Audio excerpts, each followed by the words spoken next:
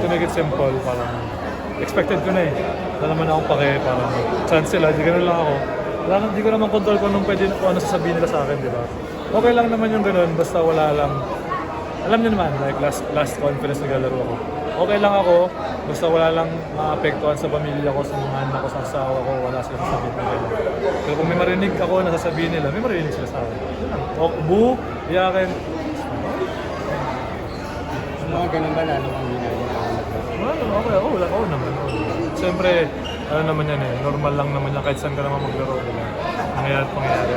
And then, para sa akin, expect na namin, alam ng mga teammates ko anong pwede mangyari. And then alam ko rin kung gaano ko ka-importante sa team nila. If I'm not inside with them, nahihirapan kami kung papa-apekto ako. So, never mind. Ano lang, sabi nga ng wife ko, imaginary earplugs.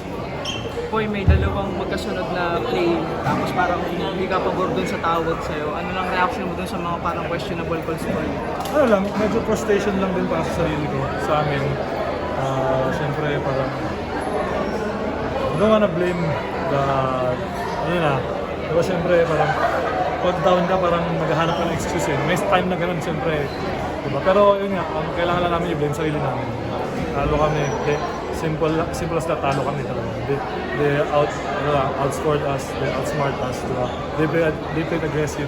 They didn't do anything special, they play smart, they play aggressive than us, our team. So, siyempre credits to them, by playing so hard. And then kami naman parang we're very tentative ganyan na parang iniisip namin na parang down na kami sa series.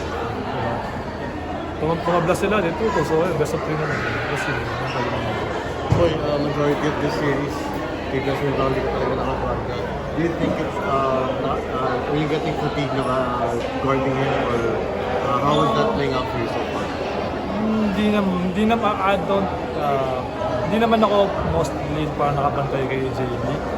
Pero there are times na pag talaga nagsiswitch talaga, kailangan mo talagang bantayan. Hindi naman ako pagod. Hindi naman, there's ache and pain pero tired, I'm not tired. Napansin ko rin ng third quarter, parang nung nakaralawang si Brownlee, medyo nag-guide ka sa base. Talk about that, what happened there? Frustration lang sa defense din namin. Parang nakalimutan na namin yung ano namin eh. Yung parang parang calling card namin, which is defense. So yun lang talaga. Not knowing where our man is, not being aware with the rotation. So yun.